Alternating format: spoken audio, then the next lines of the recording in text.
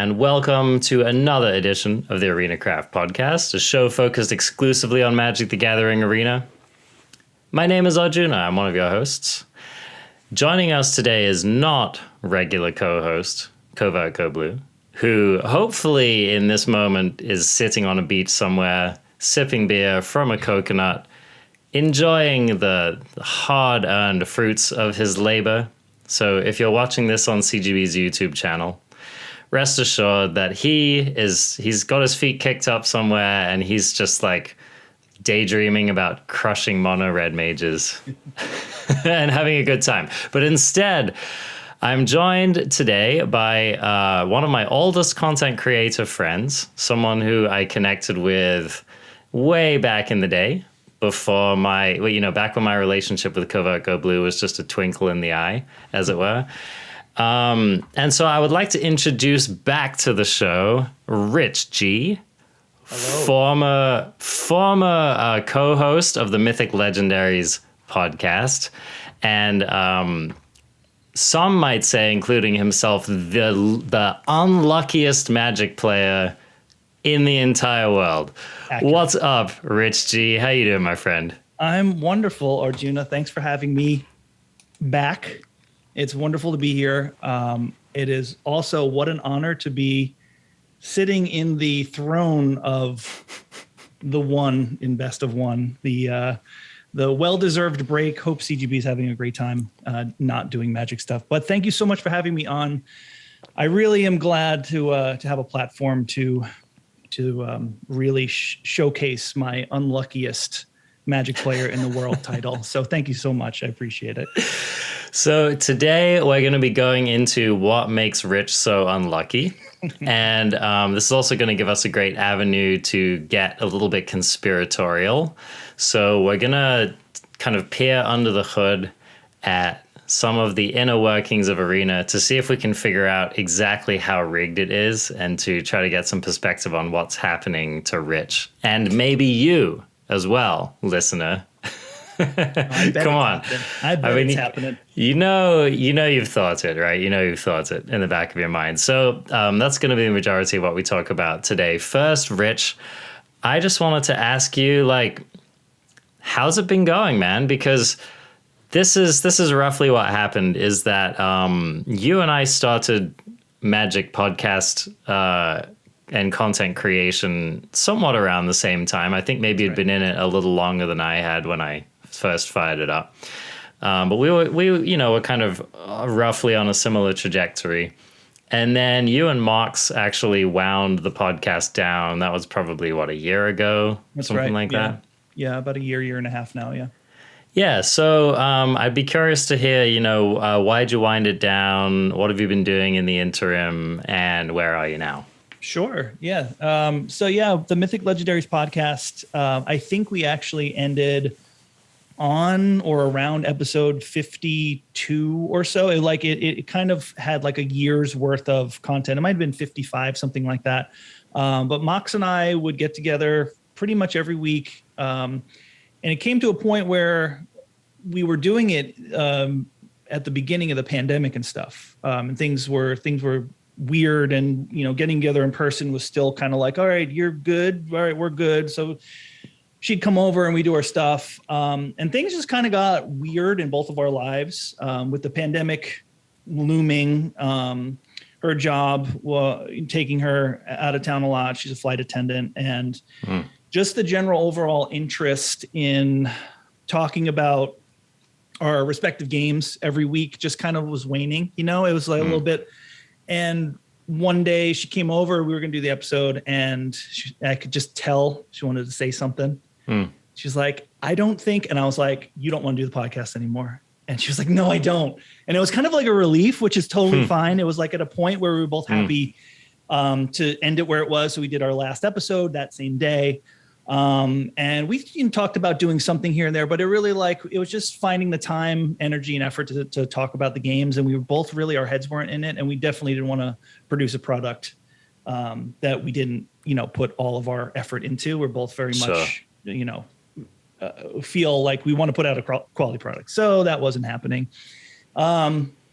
And from that point on, my interest in Magic kind of also was not at the level it was when I started the podcast or was doing the podcast. Mainly because of a lot of the frustrations with what we were talking about, the unluckiness and the frustration of losing streaks, all this stuff that I was putting a lot of emotional energy into, which we could probably talk about, which would be a good idea. Not letting that stuff. Oh, Rich, sorry to interrupt you, but we have a third co-host who just joined the podcast. There she is. Can you introduce our other guest today? Absolutely. So that is my cat. She goes by Other Cat. She is known affectionately as the Other Cat. Her real name is Sunday, like the ice cream. But I got her when she was a kitten. I had an adult boy cat that I loved dearly who passed away a couple of years ago. She became kind of a an unwanted stepchild of sort of, okay. And she just became the Other Cat. So I love her. I feed her. I pet her. Don't worry. She is not neglected. She's loved. She's affectionately referred to as the Other Cat. So that's her right there. She's wonderful. Can I refer to her as non-cat? Yeah. Yes. Absolutely. I'm a huge fan of her cousin, the toaster pastry Nyan cat, but I think she's going to be non-cat today. She's non-cat. I appreciate that one. Yeah. Awesome.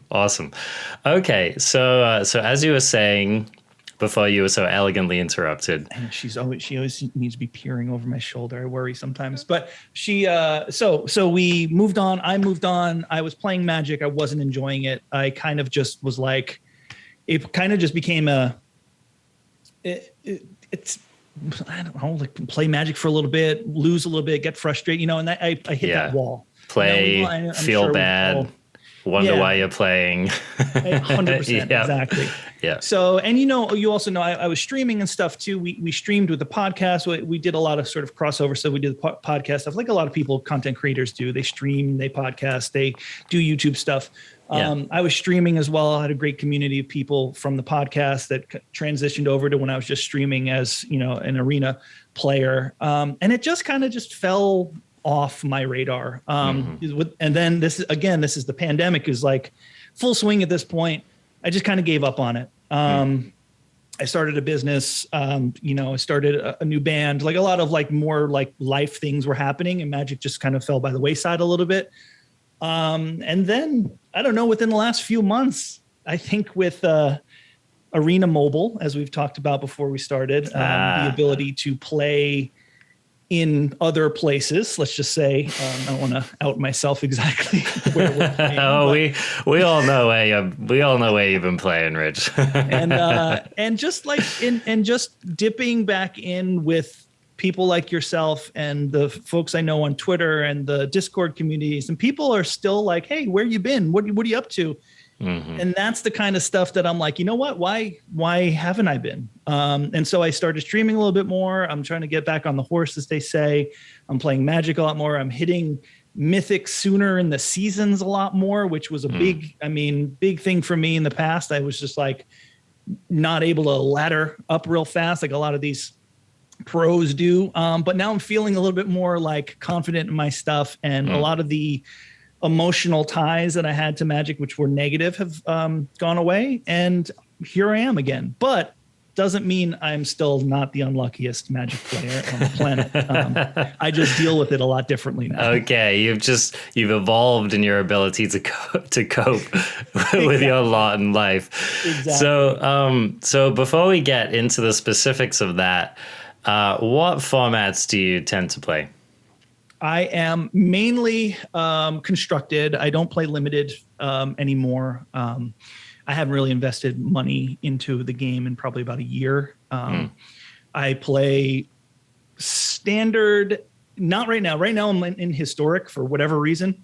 Standard kind of got a little old for me. But I am a constructed player. I enjoy all of the formats of constructed. So let's put it that way. But right now I'm kind of like tried out alchemy for a couple weeks since it came out, and it's fun, but for whatever reason, I kind of am steering away from it at the moment. Yeah, I wanted to ask you about that because it's a hot topic, right? Yeah. So what are your initial thoughts, reflections on alchemy? How's it been feeling to you? I absolutely love it. I actually was talking last night on stream. I was playing alchemy, testing some control decks out, just testing a couple decks out, and the gameplay, like the very specific alchemy based gameplay, like the perpetual stuff and the like key to the archive, like using, historic cards in quote unquote standard. There's so many different things now. All of those things are so cool. And if you look at it as a completely different format, right, which it is, you can have so much fun with it, but you have to realize it's like this adjustment period of being like, oh no, I lost to Approach of the Second Sun again in standard. You know what I mean? Like it's been happening so often. But these are the things that are happening, and these are like the things that you have to be on the lookout for. So I was just playing, and I was like, this is so cool. Like the whatever that card that makes all the you seek 3 and then everything gets cheaper. Yeah, everything is cheaper. Yeah, discover the formula. Exactly. Yeah. It's like, look at how cool this is, and your thing, and it's just, it creates a whole new archetype of decks. The gameplay is so cool. So my first impressions, like hearing about it, was like, whoa, this is Hearthstone, because I was with Mox and we talked about Hearthstone all the time. Right, you covered that a lot. Yeah. So it's like, once that was released and the spoilers of the gameplay and digital only cards and this, that, the other thing, I was like, whoa, this is straight up Hearthstone. And actually Mox and I saw each other the day that the alchemy format was spoiled or revealed or whatever. And I told her, like, you'll never believe what's going on. We got all excited about it. She happened to just stop by that same day. I was like, it's like Hearthstone. She's like, oh my God. But once I started playing, I invested a little bit of my gold in some packs and built some decks and burned some wild cards. But I can't say like I feel bad about burning wild cards on it. It's like, it's cool to have a few decks in that format because it is really enjoyable. But you really have to be in the mood for it, I think. It's definitely like with any format, you have to know what to play and what's out there and how to adjust. And I think that's really cool for the game to have another level of thinking and gameplay under the Magic umbrella. Okay, so you just view it as like, it's another option. I enjoy it when I'm in the mood. Exactly. I'll spend money on it if I feel like it. Yep. Kind of fair game. Yeah. Cool. The one thing that I did sigh about, I'm sure a lot of people did, is that it like what you just said, it's another money sink. Like if you were at a point like I was at, I had like 20,000 gold saved up, and I haven't, like I mentioned earlier, I haven't paid to play the arena in quite a while. I had 22,000 gold, and I was like, all right, you know what? I'll buy 22 packs of the alchemy with gold. I had like 10 wild cards, rare and mythics. And I went from there, and I'm still feeling it out. I was this close to clicking on buying gems to craft a couple more of the cards. So I'm in that point where I'm like, my teeth are sunk in, but I didn't take the bite yet, Yeah. So, because I could definitely go all in on it and play it all the time, because I am having a lot of fun with it. But I worry because I don't want it. It's just going to become another like format that you need to buy cards for. It's just expanding exponentially, all of these new sets and things. So that was my one kind of eye roll moment. It's like, oh, I gotta pay for this game. Oh man, it inevitably rolls back around to that, right? Yep. It's like it's like the slow pan across, right? It's like the camera pans and you have like, oh, like sexy plastic surgery Soren, and then you have like beautiful Olivia, and then you have like, this epic pet or whatever. And then it comes over and there's just like a tax collector, like, so, he's just like, pay up, buddy. Just gimme. Yeah. Exactly. Just breaking the fourth wall, it's just right there. So I think that's the experience for a lot of players. So, it's definitely, and the fact that you can't win the packs through drafting either means that it's like, you got to pay for them one way or another, you know. They're really kind of clamping down on the. I mean, I'm sure there's people out there who are fine, but like the sort of middle of the road, free to play player like myself, now with all these sets coming out and how fast they come out and the different styles of sets and the different formats, it's so much. And I mean, I'm sure we've all felt like this before Arena. It was like set 2 months later, set 2 months later, set. And now with all these the new format and everything, and with the, what is the Historic Horizons or whatever it was. Oh God. And now Alchemy stuff and then Jumpstart stuff. It's just like, it's like they come on, you're gonna spend it eventually. Pony up. Yeah, exactly. Well, you know, it's interesting because I never thought I'd be on this side of it, but I've become a little like whaley over time, and it's just because it's basically just because I went super deep on a handful of draft formats that I really enjoyed, and I've been able to sustain my habit because of that. So, you know, every once in a while, like a Zendikar Rising or a Theros Beyond Death will come along and I'll just obsessively draft it. Right. You know, I'll get like hundreds of packs and a bunch of wild cards and stuff. And that usually sustains me throughout the periods where, you know, I'm not doing that. Right. And of course, you know, CovertGoBlue is just, you know, he's, you know, he's got like a bottle of champagne in one hand, you know, and, well, I was going to say. He's a little dragon pet on top of the gold. Yeah. He's a little, you know, yeah. He's like, you know, slapping the buy pack button, you know, with his cigar in his mouth, right? So that's the life that he's living. But you know, I think a lot of people in our audience will appreciate the somewhat more sobering perspective that you bring. Yeah, it's just something that you have to kind of keep an eye on, and I've talked about it in the past too on our prior, but on the Mythic Legendaries podcast, like where to put your wild cards and your gold and your gems and stuff. You brought up a good point about limited. Limited is probably the best way to pad your collection, build your collection, get wild cards, get cards it serves like a dual role. You actually get to draft, you get to learn a format, you get to play, and then you get to build your cards. But unfortunately, they're starting with, you know, formats that you can't do that with. So that's when you like take inventory of your wild cards and you're like, all right, well, do I want to play Historic? Do I want to play Alchemy? Do I want to play Standard? Because in, you know, a month and a half, we're going to see spoilers for another set. And you know, what direction? You got to pick a lane, essentially, as the kids say, pick a lane. And if you're not a whale, you definitely have to do some budgeting. So I you know, like I said, I was a click away from spending that $50 on gems the other day. Because it's a testament, though, to how much I was enjoying what I was doing. I felt no negativity. I wasn't like, oh man, they got me. I was like, oh man, I want to play more. And I hope I get, you know, it was almost like that innocent, like, I just want to open some packs and hopefully I get that cool rare. It was the very basis of what like Magic is, you know, in the beginning, you know? Yeah. But the mature adult in me stepped in and was like, you don't need to spend $50 right now, Richard. We have Magic at Home, and Magic at Home was Magic at Home was like, instead of the Inquisitor Captain, I put in like, you know, whatever rare that doesn't do that thing. You just went back to playing one of your favorite Magic cards, I'm sure, Richard, which is Collected Company, right? Yes, exactly. I know. Rich has a rich history, as it were, with Collected Company. Yep.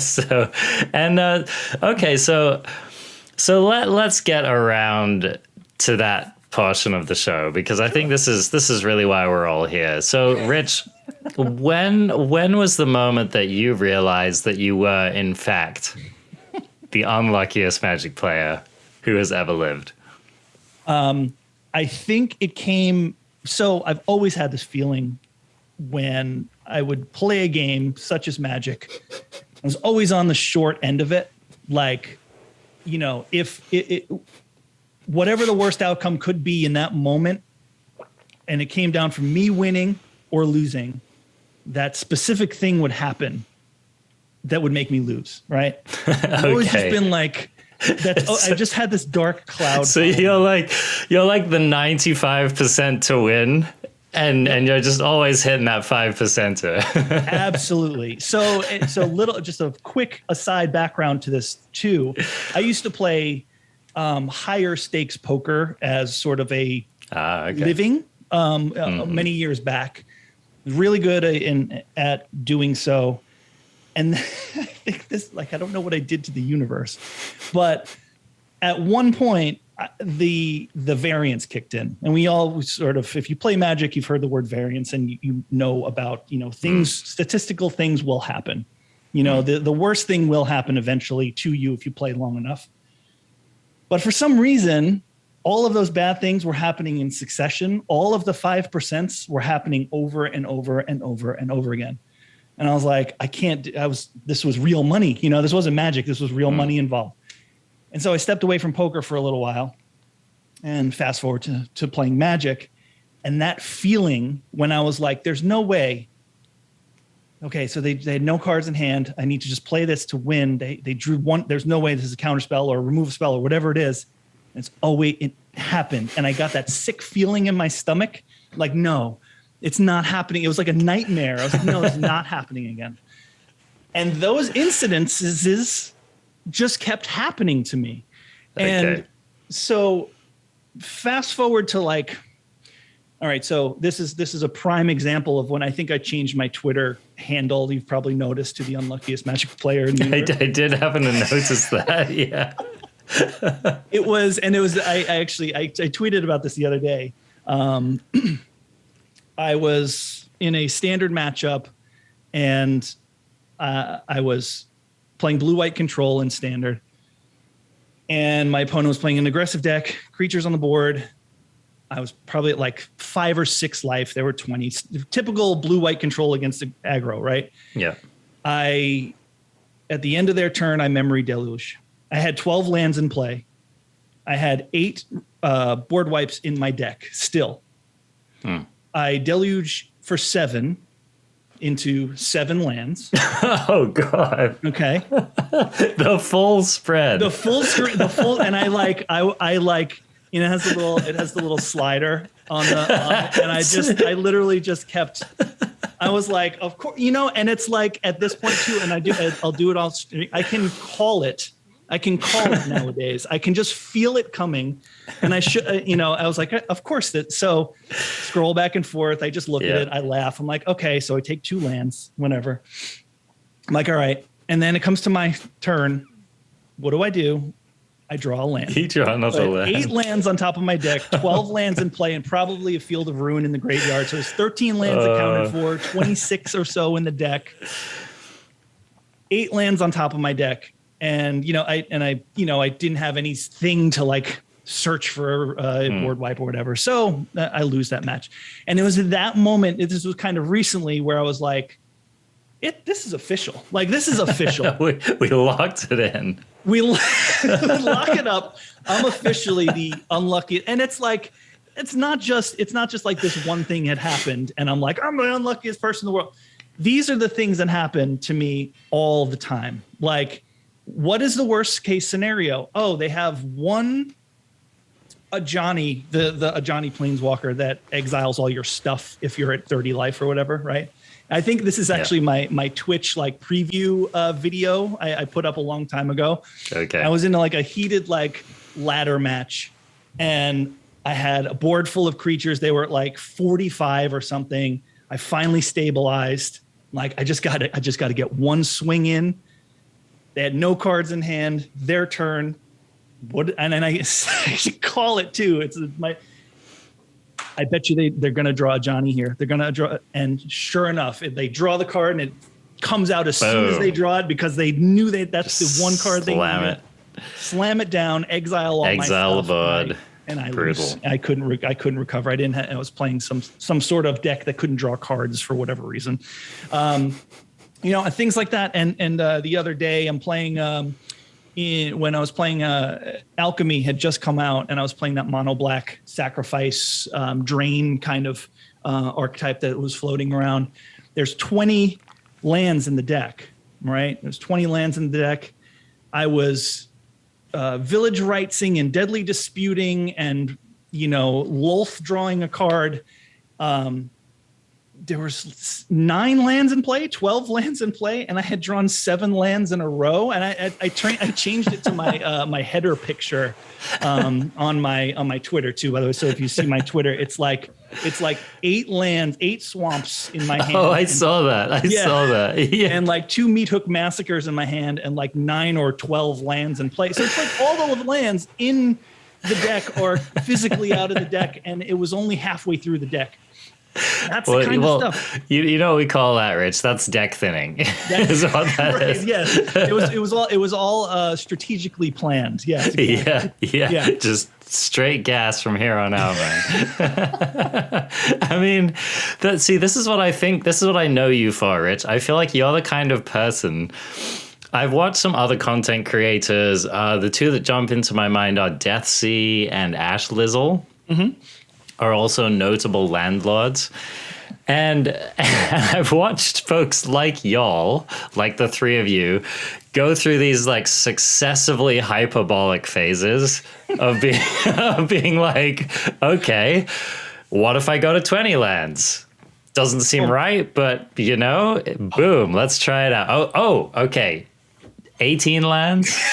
I've literally watched Ash Lizzle play these Angels decks with like 17 lands in them, like less than a third of her deck is land, because it's just, she's like, what am I supposed to do? Exactly. That's it. Like, what are you supposed to do? And I do the same exact thing. I'm sure we all, okay, let's take some lands out. But when you're playing a deck that's got 20 lands in it, you're really on the line there. You're like, out. Am I going to draw enough? Oh, sure, my curve tops at 3, but I need to curve out, and then you go and you take 1 land out, and then Arena acts like you took 7 lands out of your deck and you only draw 1 the entire game. It's like those are the Like I literally have this love-hate relationship with Arena because I feel like it really knows when I'm there. You know what I mean? It really knows. Because it's like, oh, we're going to do that thing to him again. Like what you said about there's an intern that really has the on the Arena client. It's just like I'm looking at a picture here. So for people who are listening, I had taken to take screenshots of my unfortunate happenings. So I have a folder of 1,780 screenshots. Yeah, I almost spat my drink. I almost did a spit take. Wait, say that number again. 1,780 screenshots. I was not prepared for this.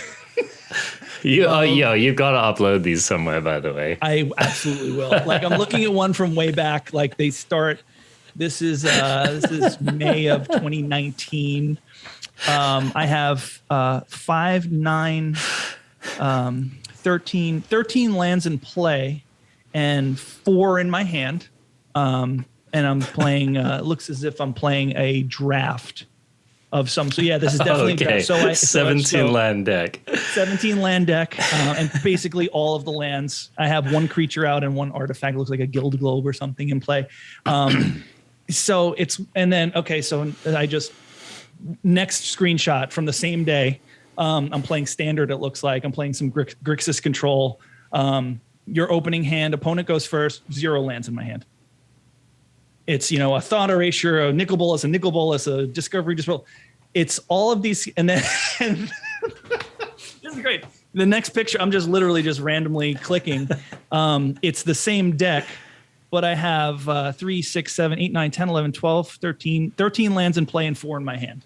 And 1 Nicol Bolas in play, but my opponent has plenty to come over and kill me with. So I just started taking these it became like evidence. I was like, I'm gonna get them. I'm gonna get Wizards of the Coast at some point. I'm gonna show, and that it became a joke. I mean, it became kind of the guy because at this point I was podcasting and I was like, we all vent about it. We have bad beat stories and such. Of course, that's what we're doing right now.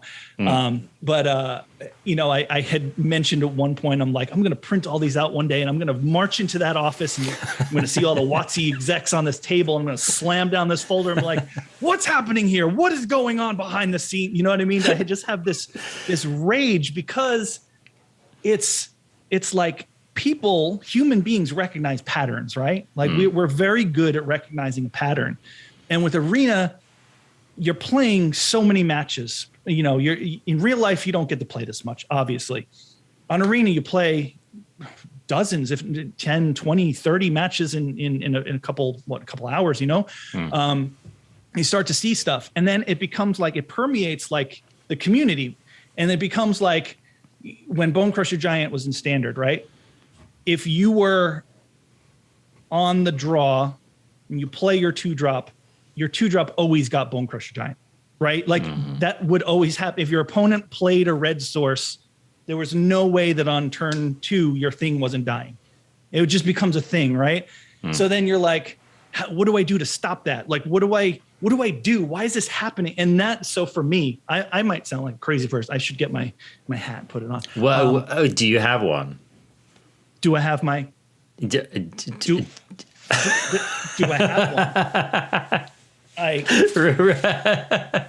Ready to go. Ready to go. Absolutely. I absolutely have one. Oh, I love it. I love it. Don't leave home without your tinfoil hat. Don't leave home without it. I just feel as if that you start recognizing these patterns and people talk about it, and then there's there's two sides to it. It's variance, it's magic, it's a game, it's random, whatever. Then there's the facts that it's not random, that there's a hand smoothing algorithm, which I don't know what that means. That's the terminology that people throw out there. We refer to this stuff as the shuffler. It's that's what it's become. It's become this sentient being, right? Like it's a thing that's floating behind the scenes. Like it's like an inkling, right? Yeah, it's like you summon a little inkling that's just kind of chilling there, looking at you. It's like, oh, Rich is on. Here's another land. Here's another land. Here's another land. It's like we assign these like emotional values to these things that happen. And I was like, going back to what we were saying earlier, I got really negatively affected by these constant bad beats in Magic, and it was not good for my mental health. I'll be like serious for a second here, and I want to definitely just address it. Like, I don't want to take it too serious because this is very funny to me at this point, but all of this stuff really messed with me, and it was like, how can I be so unlucky? You know what I mean? And it would be like, yeah. It just really sucked the fun out of the game, and it sucked the fun out of like what I was doing. But now that I look at it, and it's just, now I've accepted my fate. I've labeled myself the unluckiest Magic player in the world, the universe. And I can look back at these screenshots that I've taken of just like 19 lands in play, or like no, not a single land to be seen, and my opponent like curving out perfect. Like, I'm looking right here, my opponent curved out on turn 2 with Steamkin, Pyromancer, Chain Whirler, Firebrand on turn 3, and I'm sitting there with nothing in play.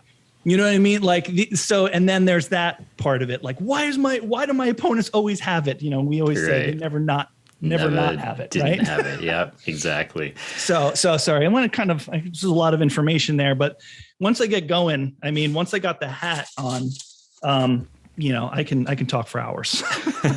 Well, but I think, this is a very common experience that people who play specifically Magic Arena have, right? Mm-hmm. Because here's the thing. You've played a lot of tabletop Magic, haven't you? Absolutely. Yep. And do you ever remember being like the least lucky tabletop player that you knew? I'm so glad you brought this up, because I was thinking of that earlier. I definitely wanted to clarify too that I've played Magic since 1996. I've played Magic in real life thousands of times, right? You're an OG, like CGB I had to and me. I had to think back to like the days that I was playing Magic. Sure, there were times where you draw one land and be like, oh, just mulligan, whatever. Yeah. Sure. Okay. There was times you would flood out or whatever, but I would sit with my friends and play Magic for 12 hours straight, right? Mm-hmm. In real life, you'd shuffle, your friends would cut your deck and everything. And I cannot remember any times where I would constantly like flood out or draw 4 of the same 6-drop within the first 10 card. You know what I mean? Yeah. Yeah. Well, like the scry bug. I know this is a thing that, CGB. I mean, I don't want to speak for him, but I know that he often references the scry bug, especially because he plays control, right? Mm-hmm. So, I mean, the man does a lot of scrying. And, so you put something on the bottom and boom, it's the next card you draw. You thought I was right? on the bottom. No, here I am. I just jumped on top again. Yeah, and that's just like, that's one of those weird things where, again, I've played a lot of paper Magic. Like, exactly. I've been playing Magic since 94 rather. And yeah, I don't ever remember that really being a thing. Mm-hmm. It would happen occasionally. You'd be like, "Oh, look at that! Ha ha ha!" Right, unlucky. Right. But like, drew all lands. Like it wasn't so commonplace where it was just a laughable thing. Like, oh, I drew 7 lands in a row. No, I don't think I ever drew 7 lands. But you're right, exactly. So the first deck where I started collecting evidence, because I did the same thing. I was like, you know what, Arena? This has happened one too many times. I'm going to start charting this, right? I'm going to start tracking it. Yes. And the deck that did it for me was mono green. Okay. So this is what happened to me in mono green is I would keep hands with however many lands I was fortunate or unfortunate enough to get. Usually 2, right? The hand smoothing algorithm, I think, especially in like a 24-ish land deck, definitely loves to give you those 2 landers, right? Lands. 2 lands, opponent goes first. Yep. Yeah, exactly. So I was playing mono green, and I literally started to look over my shoulder, right? Or like, like bang on the monitor, like what's going on? Because I'd keep 2 landers and I would never, ever, ever, ever, ever draw the 3rd land, right? Right. And it's so painful because mono green, basically this is the way mono green plays out, is the curves are really good, like the deck's built quite nicely. It's very aggressive. Usually if you hit your stuff on curve and your opponent's not nutting on you, you tend to win, right? Right. And so I just have these like rage-inducingly difficult hands where, like I'd have a 1 drop, I'd have a couple of 2 drops, I'd have a couple of 3 drops, I'd have 2 lands, and I was like, what a fantastic hand. All I need to do is hit land number 3 and we're off to the races. Mm-hmm. And I would just go through game after game after game after game of being stuck on 2 lands. And it got to the point where I started making poor deck building choices, right? Yes. Because I was like, despite the fact that my curve basically tops out at 3, I'm putting like 25, 26 lands in my deck because I just really need to make sure that this doesn't happen to me. Now, of course, putting the extra lands in the deck didn't seem to have much of an effect. And it wasn't until they started printing these DFCs like the Mammoth, for example, Kazandu Mammoth, where I was actually able to get the necessary density of like freaking 28 potential lands in my deck. That's where I start, by the way. Still, every deck starts at 28 lands and we go from there. Right. So, well, yeah, exactly. In your control decks, you're on 20, and in your aggro decks, you're on 28, right? Yeah, so, exactly. So I really did. I was keeping a spreadsheet because this is what would happen. I'd switch over to any other deck, right? Some Fires of Invention deck, right? Where I'm like, need to be getting to my 4 drops and my 5 drops or whatever, And I'd be running like 24, 25 lands in my Fires of Invention deck. Curve out fine, no problems. Everything's good, I'm hitting my Teferis on 3. Things, things are good. Deck feels like it's supposed to. I switch back to mono green and it's like 2 land purgatory again, And I just I got to a point where I just couldn't play the archetype anymore. I just couldn't do it anymore. Do you feel like there's this is like really diving into, but you just mentioned an archetype that would only draw 2 lands, right? Like you could have 24 lands in the deck of a certain archetype. This sounds crazy. I know people are going to be like, this dude is just off the deep end, but you're not the only one, Rich. I swear that there is certain archetypes that draw more lands or less lands based on what archetype the deck is. Because I'd play Jund Sacrifice in Historic, and that deck didn't run a lot of lands because everything was like 1, 2, 3, like lots of ones, lots of twos, and a few threes, right? Yeah. And I would flood out beyond belief. I'd be Trail of Crumbsing into 2 lands over and over and over again and just have all this land, nothing to do with it. But then I'd go exactly what you're saying. And then another archetype you go back to, and it would be 2 lands, no third land. Have you felt that? I just want to know, like, have you felt it? Like, do you feel it out there? Okay. Yes. It's not just you. I've had that same experience. I've had that same feeling of like, I switch to a different deck and immediately my draws feel better. Right. Yeah. Like the deck feels like it's normal. It just kind of feels like it's supposed to. Right. And so, I've definitely also had that experience.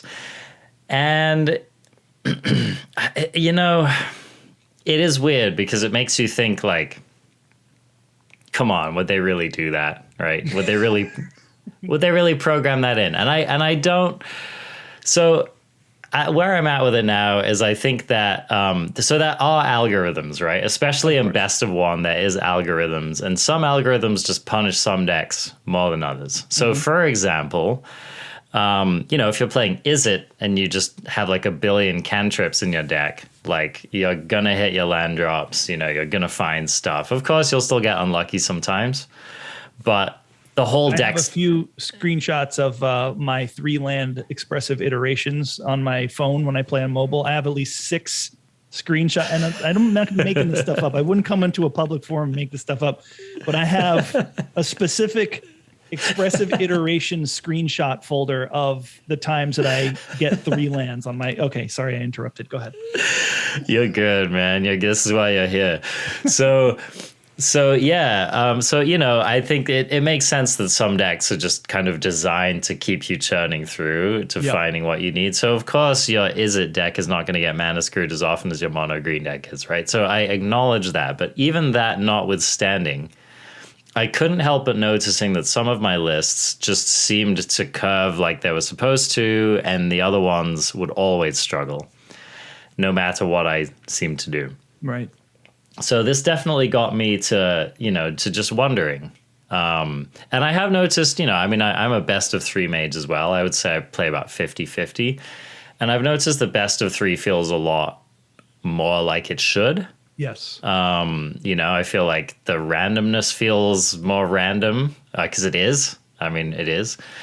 And it's interesting, though, because I do feel like in best of one, sometimes it feels to me like not only does your opening hand feel messed with, but it literally does sometimes feel like the top of my deck has also been algorithmed. Absolutely. Yeah. Right? It's been messed with in some way.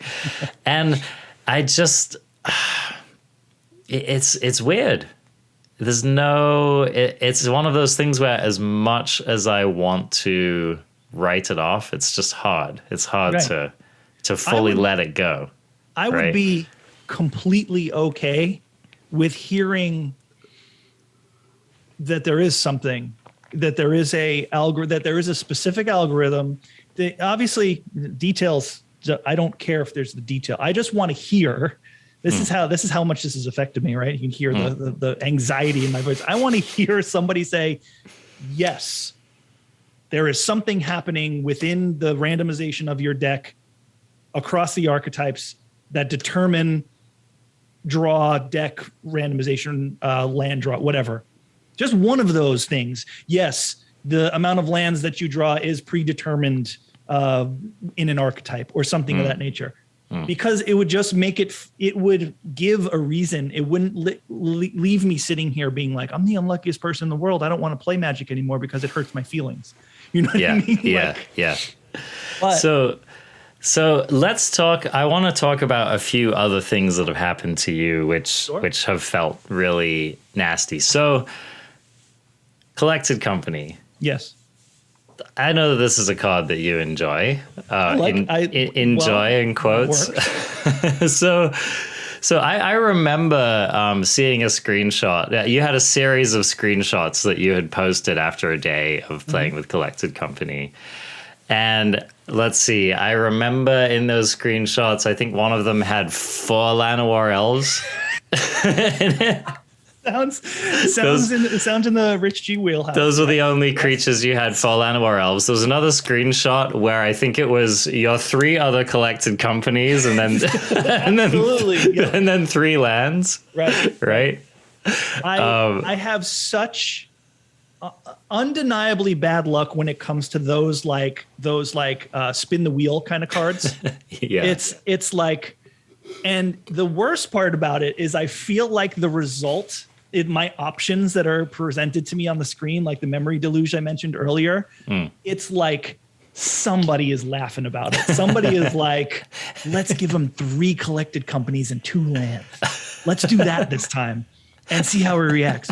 Because when I play other people, and this is definitely another side to it, when you see your opponents and they hit a Klothys and a Gruul Spellbreaker and then can, turn Klothys on by playing their last creature for the turn and swing for 20 on turn 3 or whatever. You know what I mean? I'm like, when's that going to happen to me? Is this ever going to happen to me? Am I ever going to Collected Company into the absolute nuts ever? Because it seems like when my opponents play, they always do. You know what I mean? And we always have that. Everybody has that little joke. Oh, the opponents, they always never not have it, right? And it's, yeah, exactly. It's like I cringe almost when I play cards like that, like Collected Company. Like I started actually playing a few weeks ago before I moved over to colorless historic stuff. I was actually playing the Scurry Oak Heliod mess, right? I don't know why I decided to play that, but I saw somebody play it somewhere and I was like, oh, that looks fun. Like, yeah, it's fun. It looks absolutely miserable because when somebody plays it against you, you sit there, they do the thing and all the tokens, whatever, and you just lose, right? I have to say that every time somebody played it against me, basically playing that deck, and they got to Collected Company, they hit their Scurry. They always had a Soul Warden in play already. They hit their Scurry Oak, they hit their Heliod, and they win, right? I play it, and from your examples and going forward, I just can't do it. It just never lines up for me. It's that 5%. It's that one outer that my opponent always hits. It just doesn't happen. Like you hit double Heliod when you already got a Heliod on the board. Exactly. Yeah. And it's just like, I just have to laugh now. It's just one of those things where I like, all right, it's part of the game. I had a real tough time like accepting variance and like statistical improbability being part of the game. Like you play the game to win, right? That's a game. You play it to win, right? And winning was really important to me because I know I'm a decent Magic the Gathering player and I understand the game and I know its intricacies on a different level than some other people. So I try to take pride in that, but I'm not like a spiky kind of place. I ride this line of casual seriousness, right?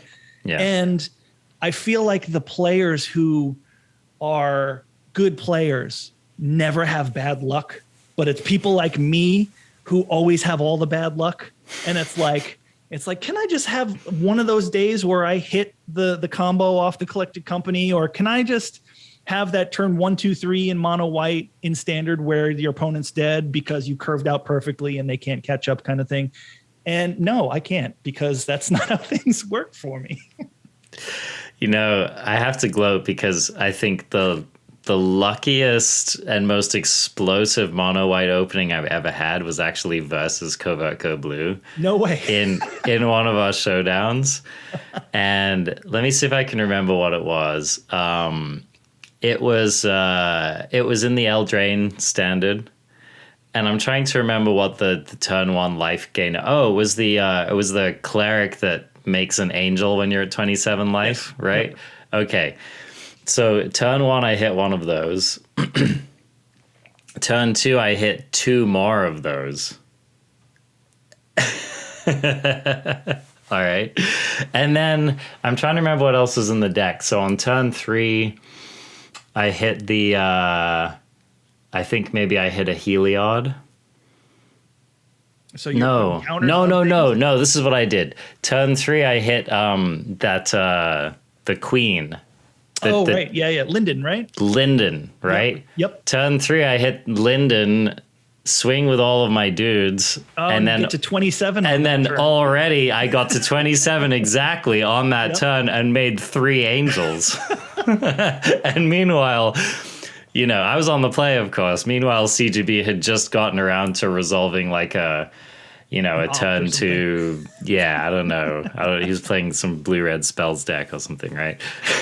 So I basically got all of my mono white luck exactly where it counted. That's great. That's it. If you're going to use it in one spot, that's the spot to get it, right? So so he got to enjoy that. But I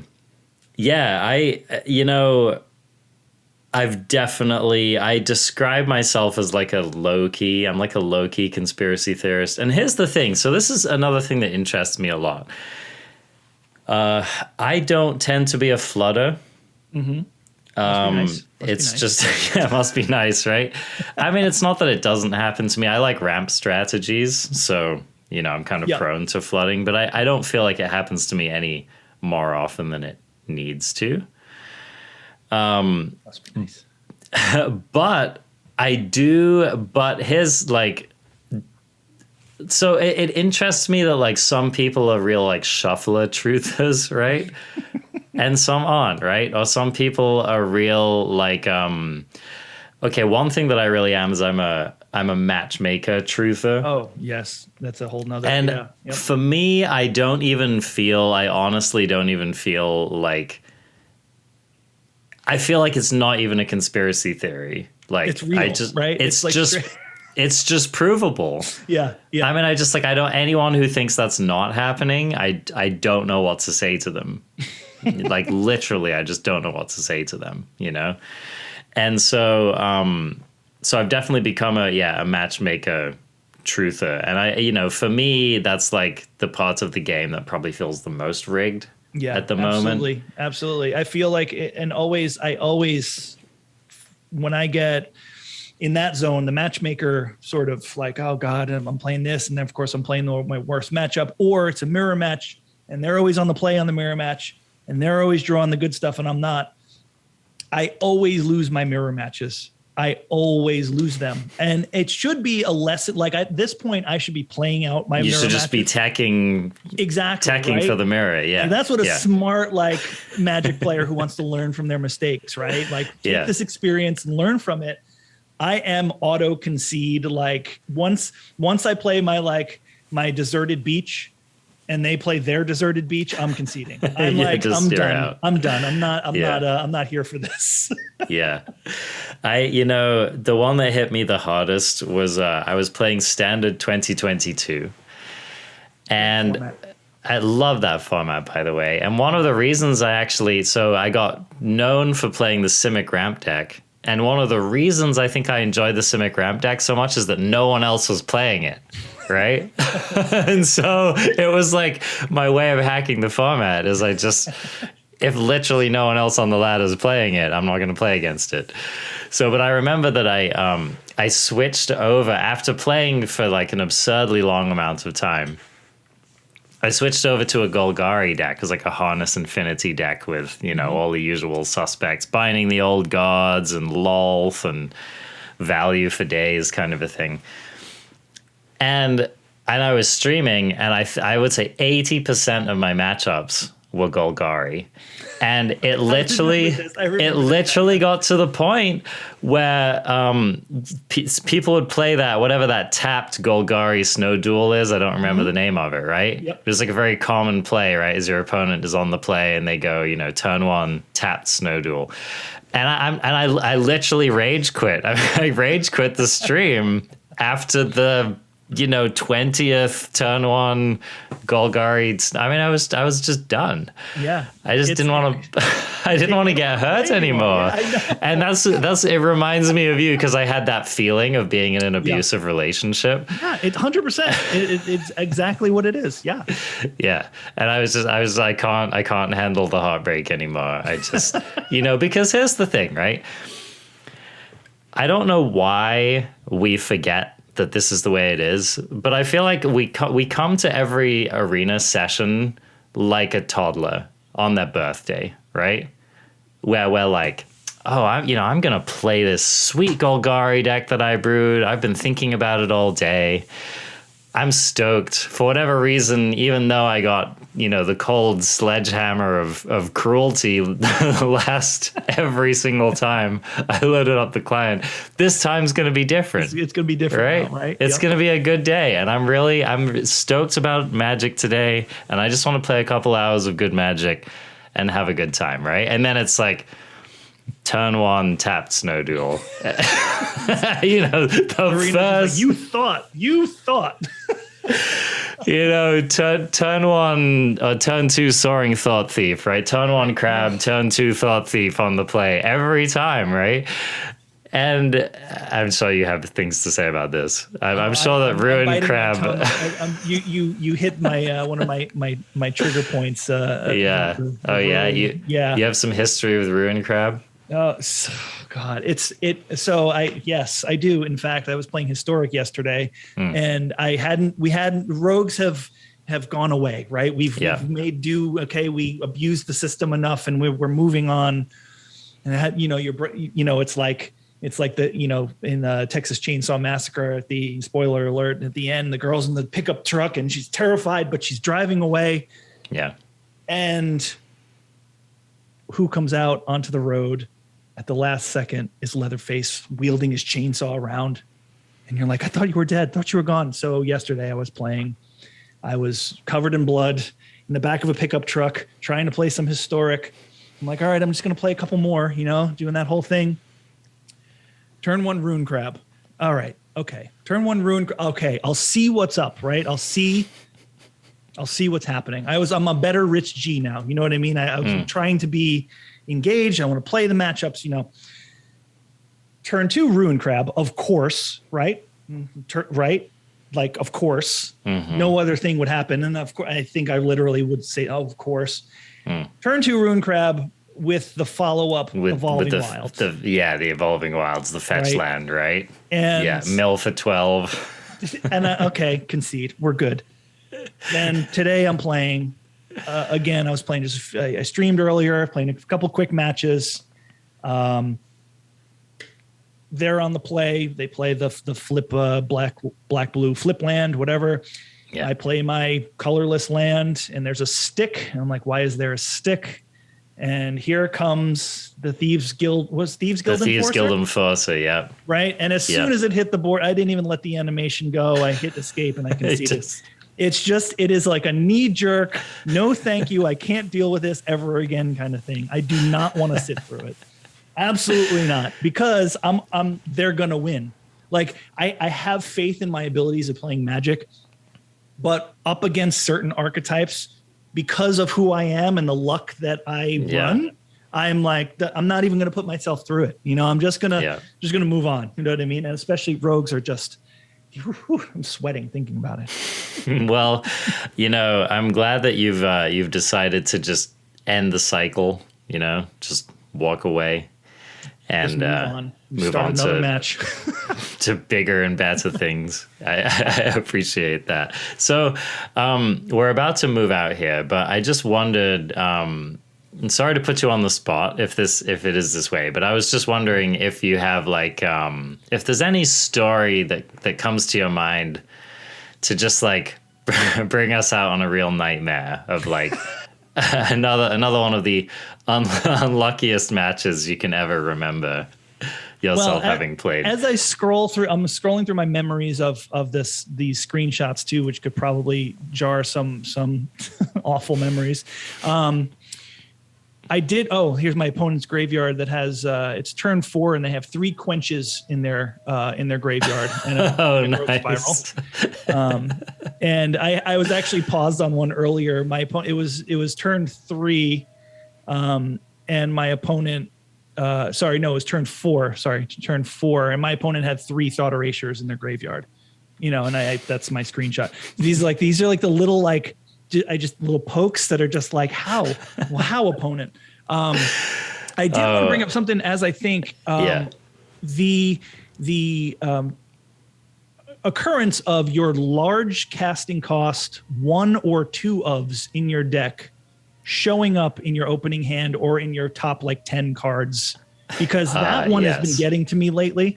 Yeah. Do you have anything to add there? Because that one is driving me crazy lately, especially playing a deck with a lot of large things, and they're 1 or 2 ofs. So yeah, I wanted to bring that up real quick. Yeah. Well, no. I mean, you're preaching to the choir. So I've been playing this Settle the Wilds deck in Alchemy, right? Mm-hmm. And of course, that deck's all about having these one-of cards at these high casting costs that you can fetch up using Settle the Wilds, right?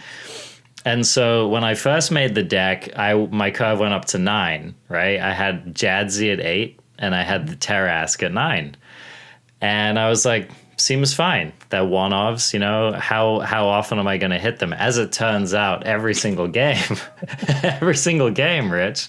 In fact, it got to the point where I was like, I didn't want to cut Jadzi from the deck. I didn't even think cutting Jadzi was the right play, but I had to do it because it just kept showing up. It's just too much. Mm-hmm. It was too much, man. I just couldn't handle it anymore. Yeah, so.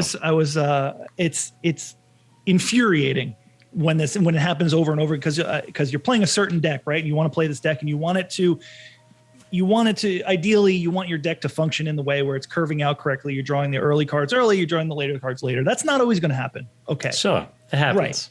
But as I mentioned earlier, we see these patterns. We see these large casting cost things appearing on our opening hands, or we draw it on our 8th card. There's 2 in the deck. There's 1 in the deck. Whatever. It's like, can someone just say that this is a thing that happens, so I can stop being so aggravated about it all the time? Can you say, we do that on purpose? You know what I mean? Just have somebody help us. Because I was playing colorless artifact stuff, Ulamog and Ugin and all that stuff, right? That historic colorless deck.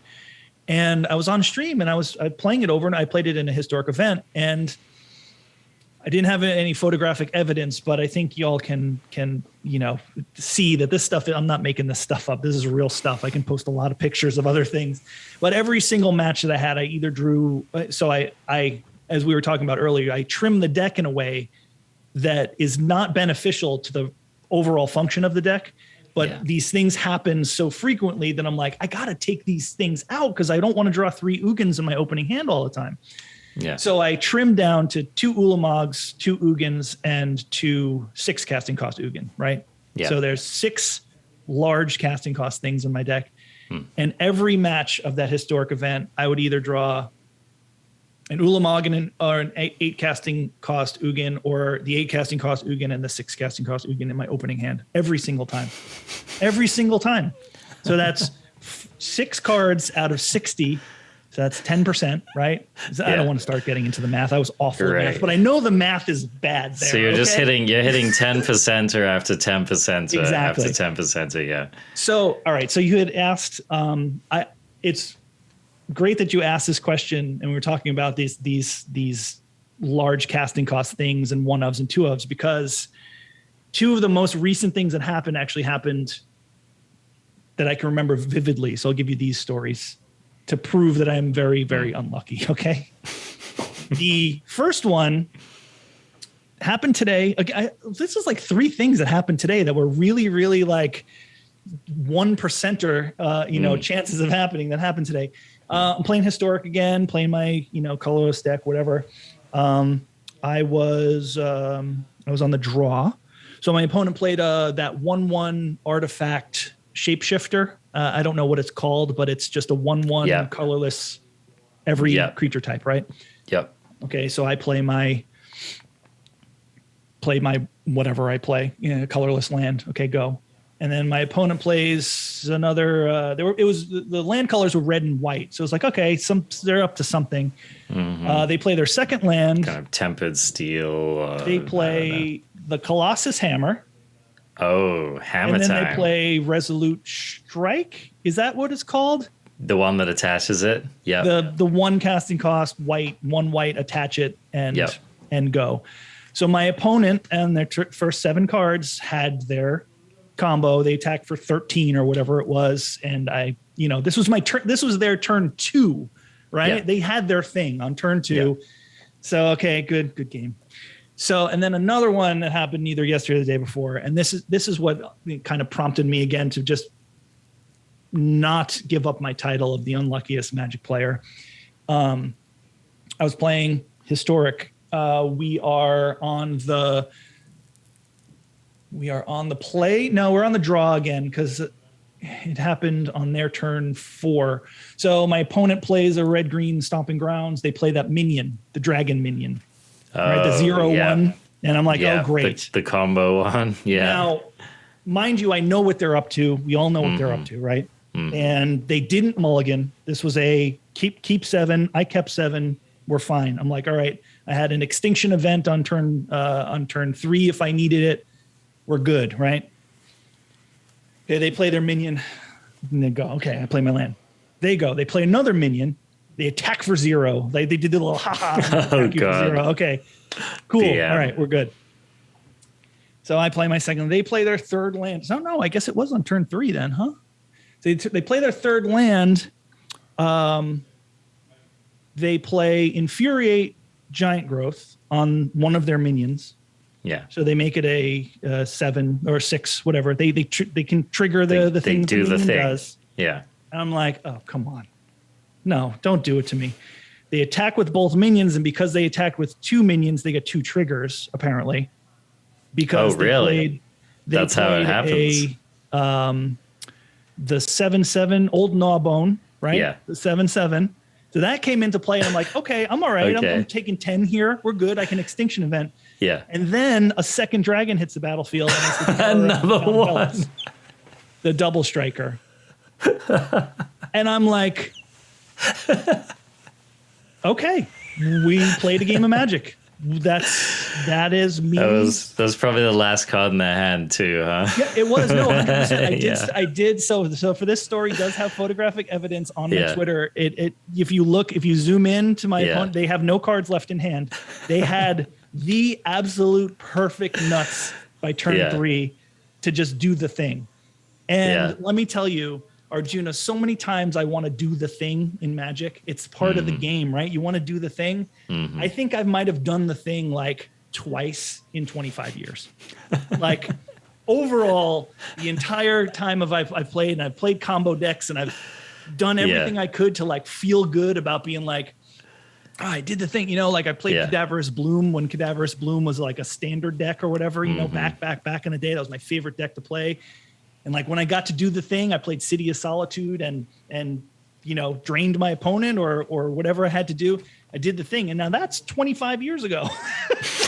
You're like, I remember that one time back in the day where my combo deck went off once. Yeah. So oh my gosh. I'm sure I definitely will think of many more like awful stories, because I'm looking at these pictures. I have like 4 Embercleaves in hand, and I have like 2 lands in play. Like these things that are just like how did we get here? How did we get to this point where like this was okay? And I remember, and I'll try to rein it back after I say this. The Embercleave story reminded me.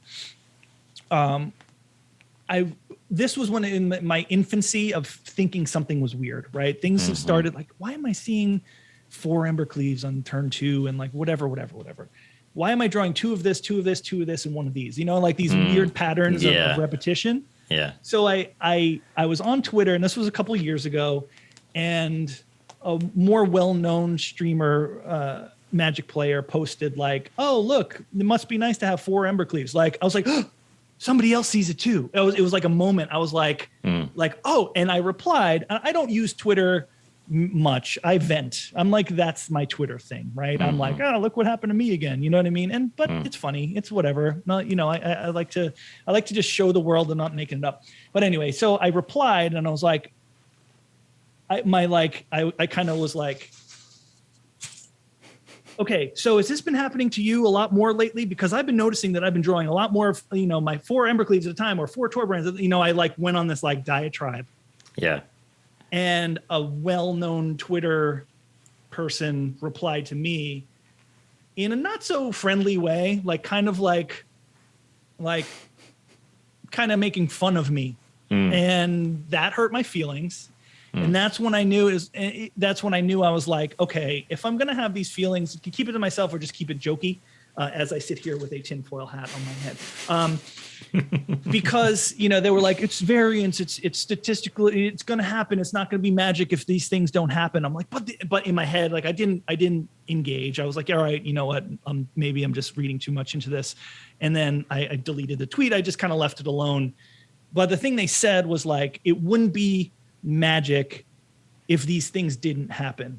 And I'm like, true. Okay. These things can happen. And I realize that. I'm not like, things will happen. Statistical improbabilities will show up every once in a while. How many royal flushes have you hit in your lifetime? 0 to 1, maybe, right? But how many times have you drawn 4 Embercleaves in the first 10 cards? 5 or 6? That's my experience anyway. So I'm like, there's something wrong here. And that's when I started collecting my screenshots, collecting my evidence, and just casually being like, something's up here. I get unlucky a lot. Is there anyone else? I was kind of like setting up camp, my own little like conspiracy theorist camp. Like, hey, anybody else have these experiences? I really need to. I want to bounce some ideas off of you. And then I think it was all downhill from there. And here we are today talking about it. And I'm glad that you invited me on to talk about this stuff, because as you can see, I get real worked up, really excited about it because you know what? It makes me happy that other people can talk about it and realize that there is something awry, right? There's like something weird. We can all agree upon that.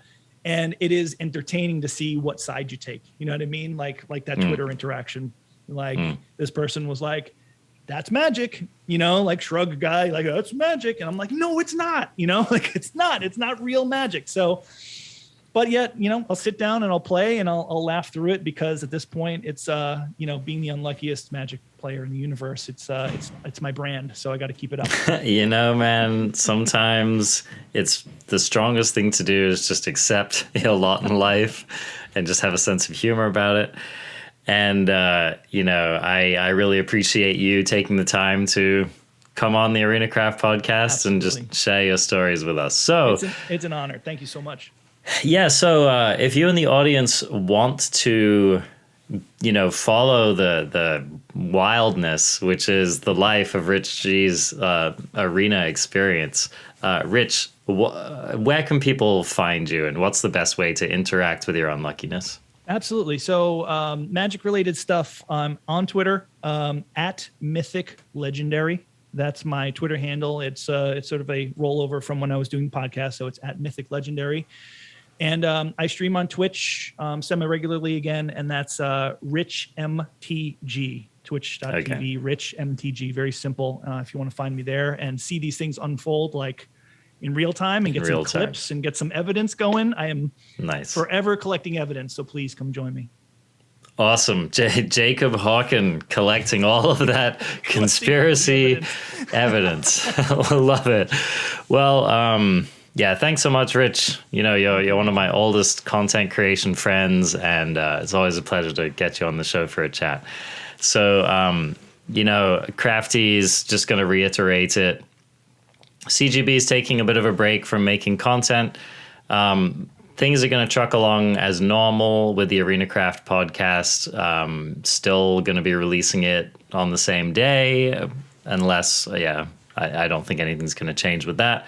I'm going to get a series of guests on the show, and that should be happening over the next, month or two. We're not quite sure when CGB is coming back, but no pressure.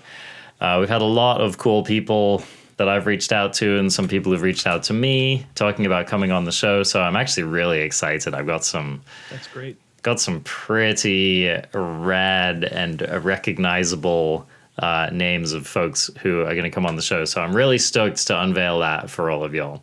So yeah, you can find us on Spotify. You can find us in your podcatcher of choice. As always, we're still releasing the video version where you can meet non-cat. and also get to see just how disappointed Rich is with it, Magic Arena. And so you can go and watch that on CovertGoBlue's YouTube channel. I wanted to give a shout out to all the patrons, and you just keep everything trucking along with this production, and we really couldn't do this without you. And the final thing I just want to say is that when you listen to this, it's going to be the last release of the year before the New Year's. So I just wanted to wish everyone in the Craft Nation a happy New Year.